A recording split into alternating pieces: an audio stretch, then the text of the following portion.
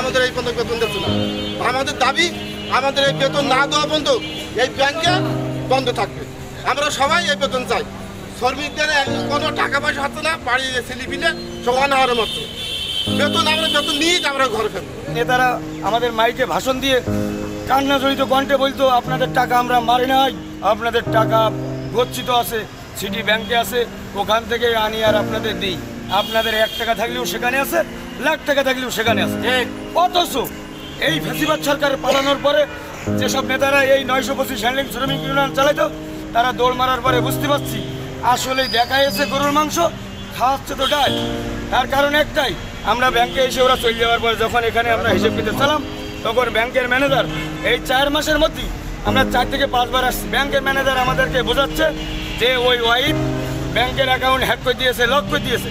আমরা hack lock তো বুঝি না রে ভাই, আমরা শ্রমিক মানুষ, খেটে খাই, আমরা তো আর শিক্ষিত না। শিক্ষিত হলে তো আর মাথার ঘাম পায়ে ফেলে 200 কেজি তুলোর বেল জীবনের রিস্ক নিয়ে এটা করতাম না।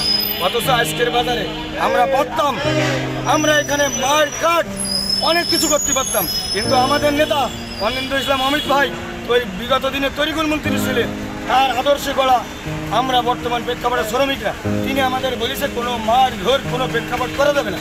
কিন্তু আমরা এখন দেখছি, আমরা এই ব্যাপারটা বেনাপোলের নেতা নুরুজ্জামান লিটন ভাইকে বলেছি, আতিকুজ্জামান ছনি ভাইকে বলেছি, আবু তাহের ভারত ভাইকে বলেছি, খায়রুজ্জামান মধু সাহেবকে বলেছি, ছোট শহীদ সাহেবকে বলেছি।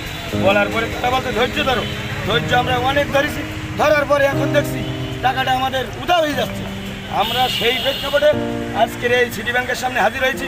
যত সময় আমরা হ্যাক লক কিচ্ছু বুঝি না, এই 7 বছর ধরে টাকা সিটি ব্যাংক দিচ্ছে। যদি টাকা না দেয় আজকের কোনো ব্যাংকের লেনদেন চলবে না।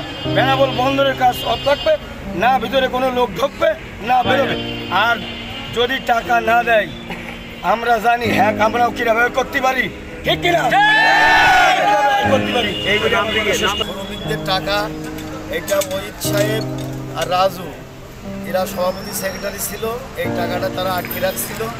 এই শ্রমিক ভাইদের টাকা তারা এই যাবৎকাল তাদের কাছে যোগাযোগ করতে হয়েছে, আমরা বলেছি, তাদের অনেকভাবে বুঝাইছি, তাদেরকে ডেকে এনে আমরা জানাইছি এই টাকাটা কেন আটকায়, কেন আমার শ্রমিক এই টাকা পাচ্ছে না।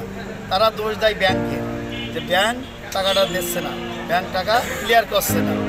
ব্যাংকে এসে আমরা যেটা বুঝছি যে ব্যাংকের একটু সমস্যা আছে, ব্যাংক টাকাটা আটকে রেখেছে, ব্যাংকে কোনো দিকে ক্লিয়ার করছে না। আর বেশি সমস্যা আছে ওহিদদের, ওহিদ রাজু এই টাকাটা পুরো আটকে রেখেছে।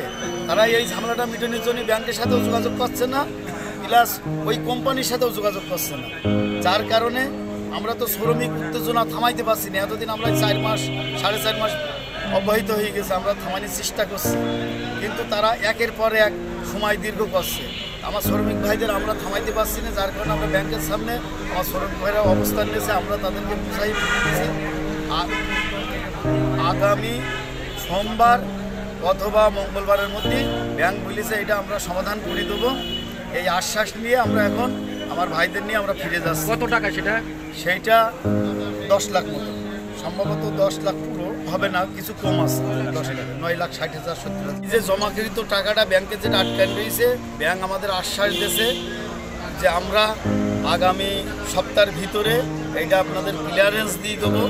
আমরা যেহেতু এটা রাখবো না, আমরা সেই ওয়াইফ সাহেবের যোগাযোগ করার জন্য আমরাও চেষ্টা করছি, সে তো যোগাযোগই করছে না, সে কিন্তু মোবাইল সব কারো রিসিভ করছে না, সব কিছু বন্ধ করে দিয়েছে। ব্যাংক আমাদের একটা আশ্বাস দিয়েছে আগামী সপ্তাহের মধ্যে এটা সমাধান করে দেবে। এই নিয়ে আমরা আমার শ্রমিক ভাইদের নিয়ে আমরা এখন ফিরে যাচ্ছি।